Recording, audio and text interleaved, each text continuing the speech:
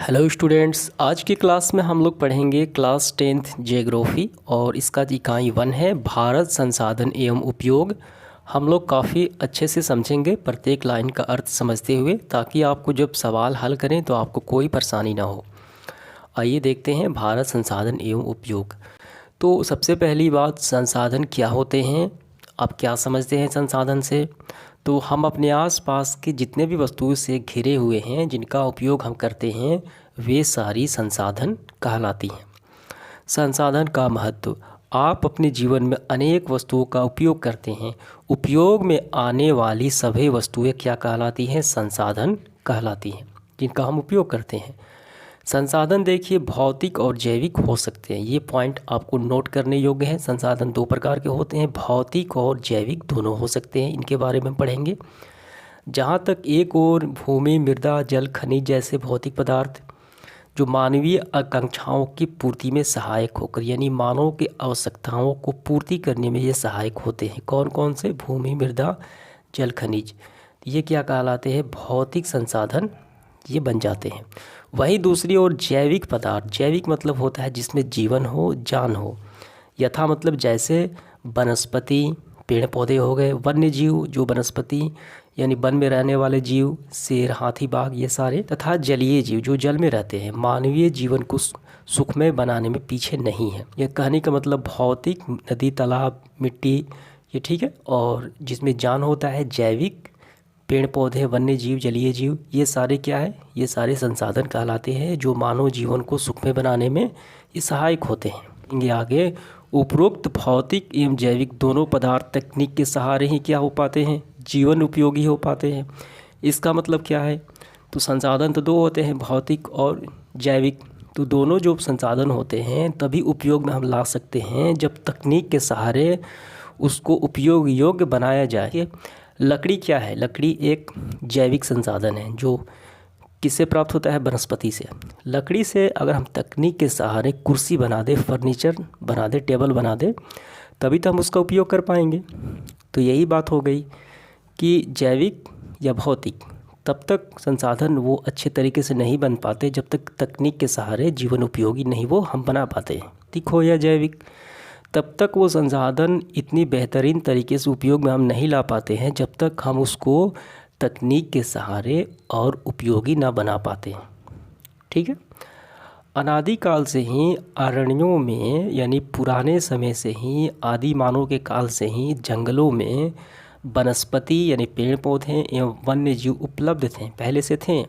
जलाशय एवं सागर में जलीय जीव लाखों वर्ष पूर्व से विचरण करते थे, ये सही बात है। जलाशय में भी और सागरों में पहले से ही वो वहाँ पे निवास करते थे। सदियों से ही कोयला, पेट्रोलियम एवं अन्य खनिज पृथ्वी के गर्भ में पड़ा था, लेकिन मालूम नहीं था। मालूम कब हुआ? ये तकनीक के सहारे मालूम हुआ। हम पेट्रोल कैसे प्राप्त करते हैं? कच्चा तेल निकालते हैं, उसे तकनीक के सहारे पेट्रोलियम में बदल पाते हैं। तो पहले से मालूम था, लेकिन आदि मानव तकनीक के ज्ञान के अभाव में उपयोग नहीं कर पाते थे। किंतु उस समय अनादि मानव में तकनीक यानी ज्ञान का अभाव था, ये सही बात है। धीरे धीरे जनसंख्या एवं आवश्यकताओं की वृद्धि होती गई। इस वृद्धि से मानव के ज्ञानार्जन की दर में त्वरित वृद्धि किया। ठीक है, ज्ञान बढ़ा। इतना ही नहीं, आदि मानव तकनीक को पाकर ज्ञानी मानव बन गया। ठीक है, क्या बन गया? ज्ञानी मानव बन गया। जब अभी के मनुष्य, पहले के मनुष्य में आदि ज्ञान नहीं था, लेकिन ज्ञान पाकर क्या बन गया? ज्ञानी मानव बन गया। इसके बाद देखिए, पर्यावरण में उपलब्ध पदार्थ का जनप्रिय तकनीक के सहारे जीवन को सुखमय बनाने के लिए मानव सक्षम हो गया। जब पर्यावरण में मानव द्वारा जनप्रिय तकनीक का प्रयोग होता है तब सभ्यता विकसित होती है। तो पर्यावरण में जितने भी जो वस्तुएं हैं जिनका हम उपयोग करने में सक्षम हैं, वो तकनीक के सहारे क्या करते हैं? हम उसको मानव जीवन के लिए तकनीक के सहारे प्रयोग में लाते हैं। तो इससे क्या होता है? सभ्यता का विकास होता है, यानी हम विकसित होते हैं। अंततः मानवीय जीवन निर्वाह के तौर तरीके सांस्कृतिक संसाधन की स्थिति को प्राप्त कर लेते हैं। ठीक है, तो यानी मानवीय जीवन का जो जीवन निर्वाह है, ठीक है, और तौर तरीके हैं, संस्कृति संसाधन की स्थिति को वो प्राप्त कर लेते हैं, यानी उसको उपयोग करने का भली भांति हम समझ चुके हैं, ज्ञान प्राप्त कर चुके हैं, कैसे हम उपयोग कर पाएँ सारी संसाधनों का। इसका मतलब यही है। इसके देखिए, इसके बाद आगे बढ़ते हैं। वस्तुतः संसाधन का अर्थ बहुत ही व्यापक है, जहाँ प्रसिद्ध भूगोलविद जिम्समैन का कथन उल्लेखनीय है। संसाधन होते नहीं, बनते हैं। ये सही बात है। संसाधन को बनाया जाता है तभी हम उसका उपयोग करते हैं। पहले के समय में कोयला पेट्रोलियम तो थे, लेकिन ज्ञान के अभाव में हम उसका उपयोग नहीं कर पाते। लेकिन आज की डेट में हम उसके बारे में क्या है, सक्षम है उसको उपयोगी बनाने में। तो यही उनका कथन है। वर्तमान परिवेश में सेवा भी, अब इसके बाद हम आगे देखेंगे। अगला बिंदु आपको ध्यान देना है यहाँ पे। वर्तमान परिवेश में यानी आज के दौर में सेवा भी संसाधन बन गया है। जहाँ कोई गायक या कवि या चित्रकार अपने क्रियाकलाप से धनार्जन या स्वयं को संतुष्ट करता है, ठीक है, तो ये क्या है, ये भी क्या है, ये एक संसाधन है जो अपना सेवा देता है और बदले में क्या करता है, धन प्राप्त करता है, ठीक है। जीवन जिसे अपनी गृहस्थी चलाता है, वो भी मानव भी एक संसाधन है। हम इसके बारे में आगे पढ़ेंगे। तब उनके द्वारा ये कार्यकलाप भी संसाधन कहलाता है। गायक का काम है गीत गाना, ठीक है। शिक्षक का काम है पढ़ाना। कवि का काम है कविता रचना। चित्रकार का चित्रकारी, ठीक है। गायक की गायकी भी क्या है, ये संसाधन है जिसके द्वारा वो अपना धन अर्जित करते हैं अपनी सेवा देकर। सच तो यह है कि मानव स्वयं ही संसाधन है, ठीक है। मेन पॉइंट यही है, मानव स्वयं भी संसाधन है, क्योंकि इसके पास ज्ञान यानी तकनीक होता है जिसके सहारे वो किसी भी वस्तु को उपयोगी बना सकता है। अतः यह धारणा भ्रामक है कि संसाधन एक प्राकृतिक उपहार है। यह धारणा आपको सिर्फ दिमाग में नहीं रखना है कि प्राकृतिक वस्तुएं हैं आसपास की, वही संसाधन है। ऐसा नहीं है, मानव भी एक क्या है, संसाधन ही है, ठीक है। आगे देखते हैं। संसाधन किसी भी देश का आर्थिक, ठीक है, इकोनॉमिकल, सामाजिक मेरुदंड होता है। आर्थिक तौर पे भी और सामाजिक दृष्टि से भी क्या होता है, मेरुदंड होता है, यानी मजबूत, ये एक पिलर की तरह होता है, ठीक है, मेन पॉइंट होता है। संसाधन विपत्र राष्ट्र अंतर्राष्ट्रीय दौर में पिछड़ जाते हैं। जिनके पास संसाधन की कमी है वो नेशनल स्तर पर, अंतर्राष्ट्रीय स्तर पर, वो इंटरनेशनल स्तर पर वो देश क्या हो, वो पिछड़ जाता है। इसका मतलब यह नहीं कि प्राकृतिक संसाधन ही संपन्न राष्ट्र ही विकास करते हैं। इसका मतलब ये भी नहीं हुआ जिसके पास सिर्फ प्राकृतिक संसाधन है वही विकसित हो पाते हैं। यहाँ पे देखिए कि एक एग्जाम्पल दिया गया है। जापान एक ऐसा देश है जो प्राकृतिक संसाधन के अत्यंत क्या है, विपत्र है, यानी उसके पास प्राकृतिक संसाधन काफ़ी कम है, किंतु उसके पास क्या है, सबसे ज़्यादा मानव संसाधन है। क्योंकि वहाँ के मानव जो है इतने तकनीक, उनके पास ज्ञान है, तकनीक दृष्टि से इतने सबल हैं, इतने सक्षम हैं कि यह देश उपलब्ध सभी पदार्थों का विवेकपूर्ण उपयोग कर विकसित देश में श्रेणी में वो खड़े अपने देश को कर लिए हैं। कौन, जापान, ठीक है। उनके पास आधुनिकता है, ठीक है। इसीलिए देखिए, आपने सुना होगा जापान की जो ट्रेन है, बुलेट ट्रेन, काफ़ी तेज़ होती है पूरे विश्व में। क्यों? उनके पास ऐसा तकनीक है, ऐसा ज्ञान है, वो उसको बना पाते हैं। तो बस यही आपको ध्यान रखना है कि संसाधन प्राकृतिक और भौतिक नहीं होते, मानव भी संसाधन होता है। अतः किसी देश के विकास में भौतिक जैविक संसाधन के साथ साथ मानव संसाधन भी बड़ी भूमिका होती है। विविध संसाधनों के मध्य मानव नियंत्रण की स्थिति में रहता है, जो पर्यावरण में उपलब्ध पदार्थों, प्रौद्योगिकी, तकनीक एवं संस्थाओं के बीच अंतर्संबंध स्थापित करता है, जिससे पर्यावरण के पदार्थ उपयोगी बन पाते हैं, ठीक है। यानी ये क्या करता है, बात हो गई जो मानव संसाधन है, ठीक है। विविध संसाधनों के मध्य जितने भी संसाधन है उसके मध्य क्या है, एक नियंत्रण की स्थिति में रहता है, उसका वो नियंत्रण करता है। वही तो सभी संसाधनों को अपने ज्ञान व तकनीक के सहारे सबको संसाधन योग्य बनाता है। जो ट्रायंगल आकृति शेप दी गई है, मानव का पर्यावरण, प्रौद्योगिकी एवं संस्थाओं के साथ संबंध, तो मानव जो है इन सब के साथ क्या है, वो जुड़ा हुआ है। इसका मतलब यही है, इनका नियंत्रक कौन है, वो मानव ही है, ठीक है, जो क्या बनाता है, उपयोग बना पाता है सभी। इसके बाद हमें देखना है संसाधन का वर्गीकरण। संसाधन का वर्गीकरण निम्नलिखित आधार पे किया गया है। उपयोगिता के आधार पे कौन सा है, नवीकरणीय और अनवीकरणीय। नवीकरणीय ऐसे संसाधन जो खत्म होते हैं और बनते रहते हैं, जैसे सौर ऊर्जा, पवन ऊर्जा, जल विद्युत, ये नवीकरणीय हैं। अनवीकरणीय में जैसे आता है जीवाश्म ईंधन, कोयला, पेट्रोलियम एक बार ख़त्म हो जाने पर लाखों वर्ष बाद ही बनते हैं। इसके बारे में हम आगे पढ़ेंगे। इसके बाद देखिए अन्य किस आधार पर बांटा गया है, तो यहाँ पे ध्यान देना है। दिए गए चार्ट की मदद से हम संसाधन को समझ सकते हैं। संसाधन एक होता है प्राकृतिक, एक होता है मानवीय। प्राकृतिक संसाधन में नवीकरणीय और दूसरा है अनवीकरणीय। इस नवीकरणीय में दो प्रकार के सतत अथवा प्रवाह जैसे पवन, जल, और दूसरा होता है जैव। जैव में कौन से? प्राकृतिक, वनस्पति, वन्यजीव। तो ये सारे संसाधन हमेशा बनते रहते हैं ख़त्म होने के बाद भी। अनवीकरणीय संसाधन में क्या आएगा देखिए, पुनः चक्रीय जैसे धातु, ठीक है। इसके बाद अचक्रीय जैसे जीवाश्म ईंधन। तो ये जो अनवीकरणीय पदार्थ है कहलाते हैं, ये आसानी से नहीं बनते, ठीक है। इसका भंडार होता है, एक बार ख़त्म हो जाएंगे तो दोबारा बनने में काफ़ी वक्त लगता है। तो ये तो हो गई नवीकरणीय और अनवीकरणीय प्राकृतिक में ये पूरा। अब इसके बाद मानवीय संसाधन में कौन से आ जाएंगे? संरचनाएं एवं संस्थाएं। संरचनाएं और संस्थाएं क्या होती है हम आगे समझेंगे। दूसरा है मात्रा एवं गुणवत्ता। तो मनुष्य भी एक क्या है? एक संसाधन ही है। मनुष्य किसी भी वस्तु को अपनी उपयोगिता और ज्ञान के माने तकनीक के बदले तकनीक के द्वारा उसको उपयोगी बना देता है। तो यही है संसाधन का। हम लोग यहाँ से प्रारंभ करेंगे। देखिए संसाधन के प्रकार तो कितने प्रकार के होते हैं? तो कई आधार पे है। पहला है उत्पत्ति के आधार पे संसाधन के दो प्रकार हो सकते हैं। देखिए पहला है जैव संसाधन। ऐसे संसाधन की प्राप्ति जैव मंडल से होती है। इनमें सजीव के सभी लक्षण मौजूद होते हैं, जैसे मनुष्य, वनस्पति, मत्स्य, पशुधन, अन्य प्राणी समुदाय। ये जैव संसाधन जिसमें जान होता है, ठीक है। दूसरा अजैव संसाधन, जो निर्जीव वस्तुएं होती हैं, जो अजैव संसाधन कहलाती है। चट्टान, मिट्टी, खनिज आदि। ये समझ में आ गया आपको। इसके बाद देखिए क्या है, उपयोगिता के आधार पर संसाधन दो वर्ग होते हैं। कौन कौन से? नवीकरणीय संसाधन, दूसरा है अनवीकरणीय संसाधन। नवीकरणीय में वैसे संसाधन भौतिक, रासायनिक या यांत्रिकी प्रक्रिया द्वारा नवीकृत या पुनः प्राप्त किए जा सकते हैं। सौर ऊर्जा, पवन ऊर्जा, जल विद्युत, वन्य एवं वन्य प्राणी, जो सतत प्रवाह या प्रवाह द्वारा जैव संसाधन का वर्गीकरण किया जा सकता है। चित्र 1.2।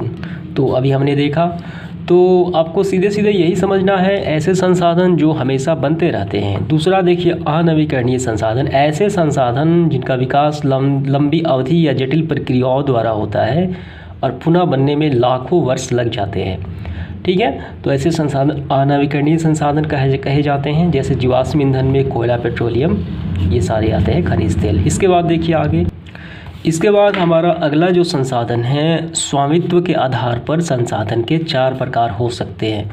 स्वामित्व मतलब होता है मालिकाना हक के आधार पे, कौन उस संसाधन का मालिक है उस आधार पे। पहला है व्यक्तिगत संसाधन, यानी निजी संसाधन, किसी व्यक्ति विशेष की संसाधन।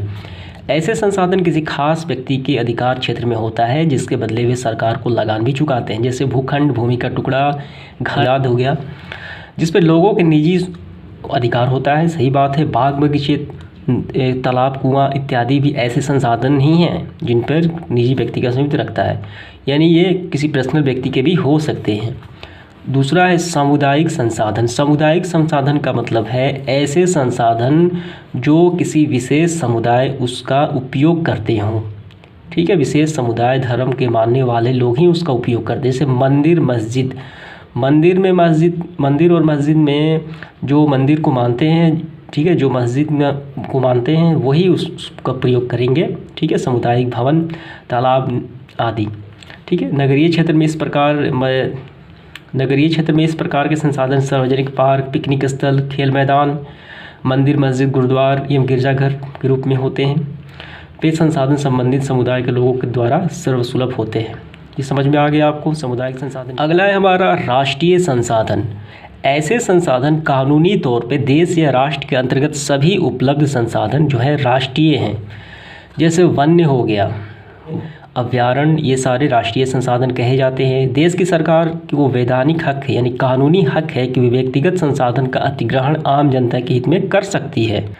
यानी कहने का मतलब सरकार को ये अधिकार प्राप्त है, किसी व्यक्तिगत संसाधन को वो जब्त कर उसको क्या कर सकती है, आम जनता को हित में बना सकती है। ये सरकार को हक है। आपने अपने गांव के आसपास के क्षेत्रों में शहरी विकास प्राधिकरण का बोर्ड देखा होगा। इसे सरकार की भूमि अधिग्रहण करने हेतु अधिकृत किया है।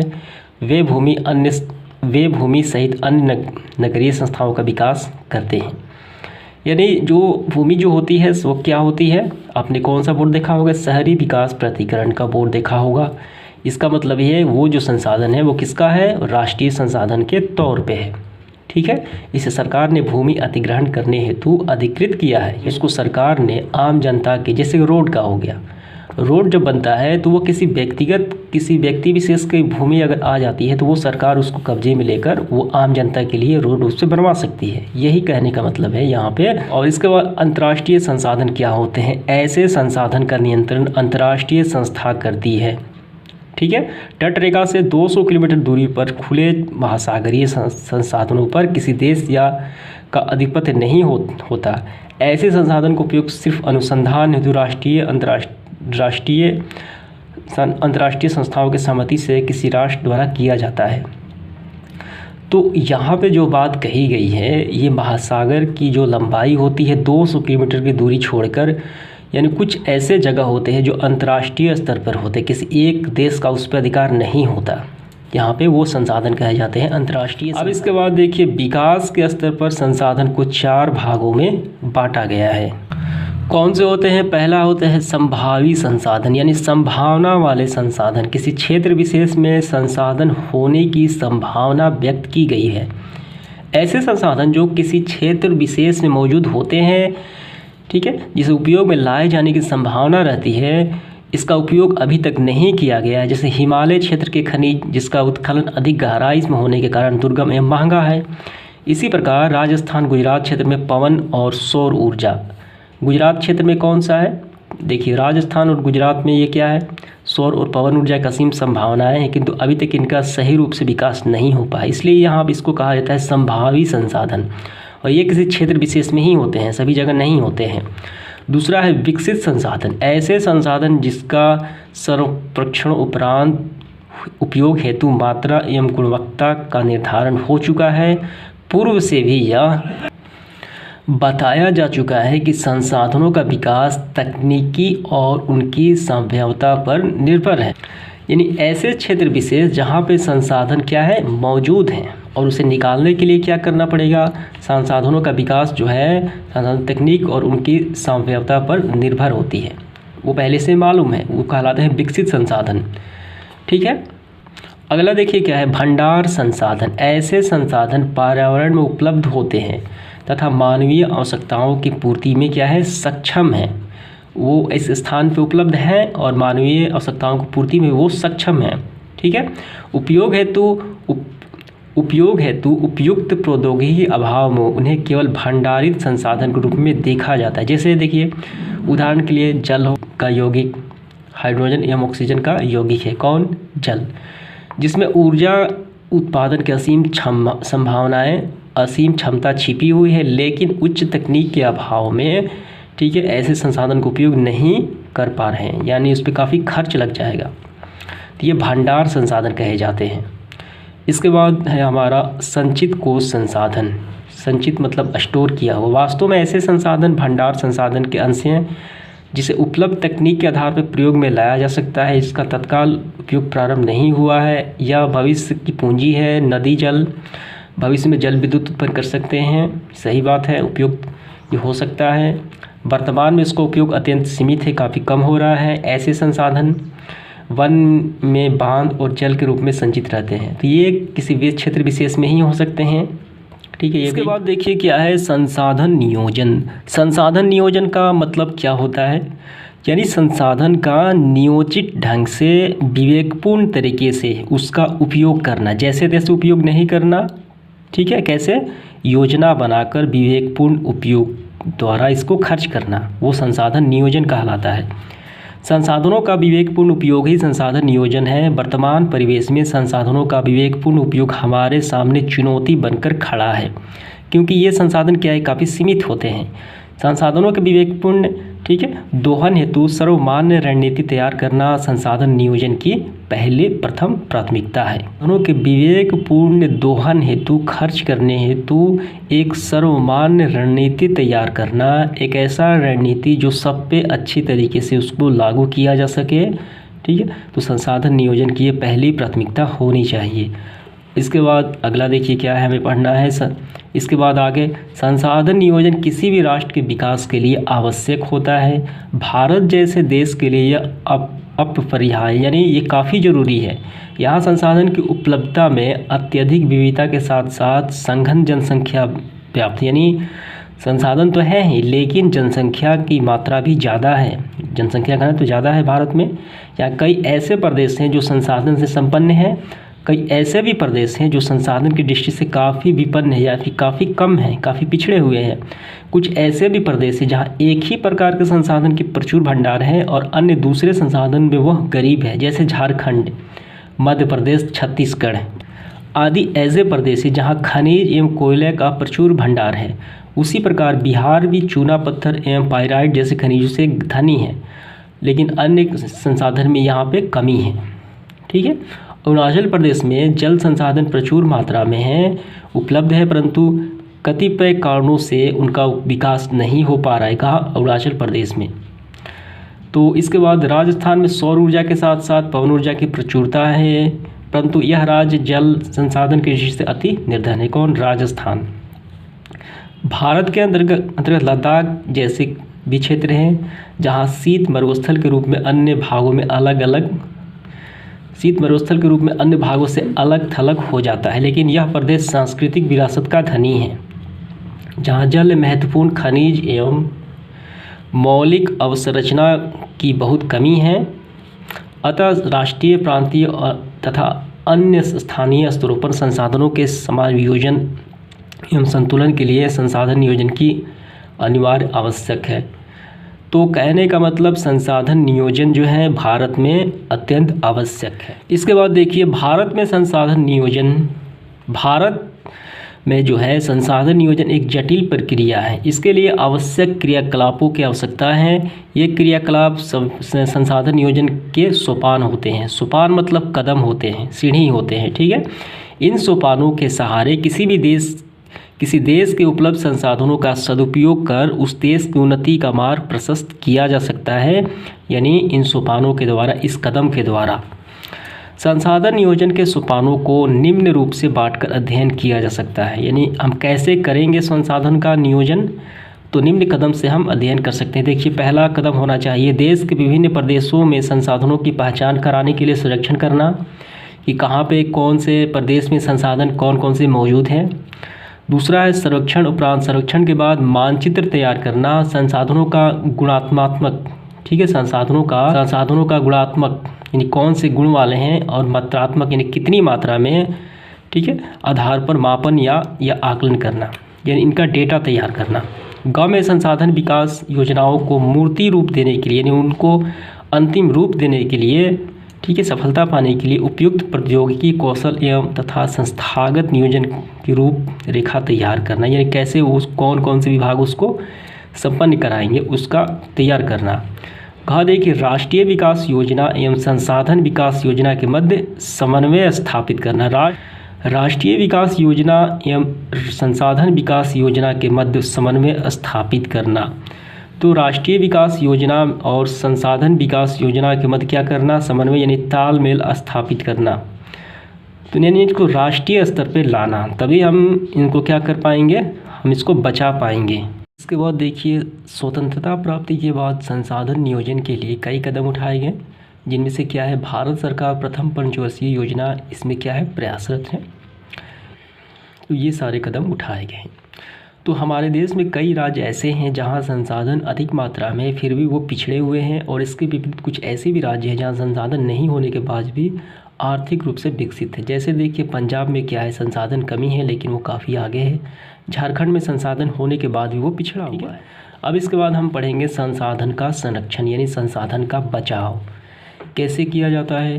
संसाधन सभ्यता एवं संस्कृति के विकास में संसाधनों की अहम भूमिका होती है, किंतु संसाधनों का अविवेकपूर्ण और अतिशय अधिक मात्रा में, ठीक है, विविध प्रकार के सामाजिक, आर्थिक, सांस्कृतिक एवं पर्यावरणीय समस्याओं को ये जन्म देती है, ज़्यादा उपयोग और विवेकपूर्ण तरीके से इनका दोहन करना, ठीक है, तो ये क्या इन समस्याओं को जन्म देती है। संसाधनों के नियोजन एवं विवेकपूर्ण उपयोग ही संरक्षण कहलाता है। प्राचीन काल से ही संसाधनों के संरक्षण समाज सुधार को नेताओं चिंतकों ने पर्यावरणवादियों के लिए एक चिंतनीय ज्वलंत विषय रहा है। इन संदर्भ में महान दार्शनिक एवं चिंतक महात्मा गांधी के विचार क्या है, हमारे पास पेट भरने के लिए बहुत कुछ है लेकिन पेटी भरने के लिए नहीं। तो ऐसा मानना है कि लोग लालचवश क्या करते हैं, इन संसाधनों का दोहन करते हैं अपनी पेटियों को भरने के लिए। मेघा पाटेकर ने नर्मदा बचाओ अभियान, सुंदरलाल बहुगुणा ने चिपको आंदोलन एवं संदीप पांडे ने द्वारा वर्षा जल संचय कर कृषि भूमि का विस्तार, संसाधन संरक्षण की दिशा में अत्यंत सराहनीय कदम, इन सारे लोगों का सराहनीय कदम है। गांधी जैसे कई चिंतक का मानना है कि मानव का स्वार्थी एवं लालची प्रवृत्ति तथा अत्याधुनिक तकनीक की शोषणात्मक क्रियाकलापों से संसाधनों के तीव्र ह्रास के लिए मजबूर कर दिया है। गांधी जी के क्या विचार है, देखिए यहाँ पे गांधी जी मशीन द्वारा उत्पादन से घोर विरोध करते थे, क्योंकि इससे क्या होता है, बेरोजगारी फैलती है। तो उनका मानना है कि मशीनों का उपयोग कम करना चाहिए, बेरोजगारी से सामाजिक कोण से बचाया जा सकता है। उनका मानना है कि इस प्रक्रिया में श्रमिकों को कार्य क्षमता विकास की वृद्धि होगी और संसाधनों के विदोहन पर विराम रहेगा। तो मशीनों के आने से ये सारी समस्याएं उत्पन्न होती है, ये सही बात है। संसाधनों के संरक्षण के लिए अंतर्राष्ट्रीय स्तर पे अनेक सम्मेलन हुए, ठीक है। तो प्रथम 1968 में क्लब ऑफ रोम में इसकी वकालत की गई। 1974 ईस्वी में सुमशेर की पुस्तक स्मॉल इज़ ब्यूटीफुल में इसने संबंधित गांधी जी के विचार प्रकाशित हुए, ठीक है। तो यहाँ पे संसाधनों के बचाव के लिए कई सम्मेलन किया गया। रियो डी जेनेरो ब्राज़ील 1992 में एक पृथ्वी सम्मेलन किया गया, ठीक है। ये सारी बातें आपको ध्यान रखनी है, ठीक है। तो इसके बाद देखिए क्या है सतत विकास की अवधारणा। ये सतत विकास की अवधारणा क्या है, इसको आइए समझ लेते हैं। सतत विकास की अवधारणा देखिए क्या है। आज के समय में अत्याधुनिक जो जीवन शैली है, इसमें लोग क्या करते हैं, लालच के कारण जो प्राकृतिक संसाधन है, जितने भी संसाधन उनका दोहन करते हैं, वो आने वाली पीढ़ियों के लिए इसके बारे में नहीं सोचते हैं।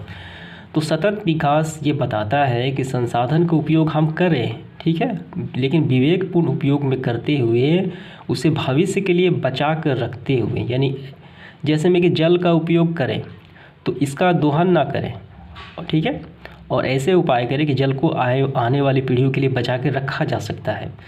तो देखिए इसमें पर्यावरण को बिना क्षति पहुंचाए भविष्य की आवश्यकताओं को मद्देनज़र को ध्यान में रखते हुए वर्तमान विकास को कायम रखा जा सकता है, यानी वर्तमान में भी उसका उपयोग करते हुए विकास करें और भविष्य के लिए भी उसको बचाए रखें। ऐसी धारणा को सतत विकास कही जाती है। इसे वर्तमान विकास के साथ भविष्य भी सुनिश्चित किया जा सकता है। तो ये समझ में आ गया आपको। इसके बाद इसका क्वेश्चन आंसर, तो इसका अलग से वीडियो बना दिया गया है सेपरेट, आपको वहीं से देख लेना है। मैं इसका लिंक जो है वीडियो के डिस्क्रिप्शन में लगा देता हूँ, आप वहीं से जाकर देख सकते हैं। धन्यवाद।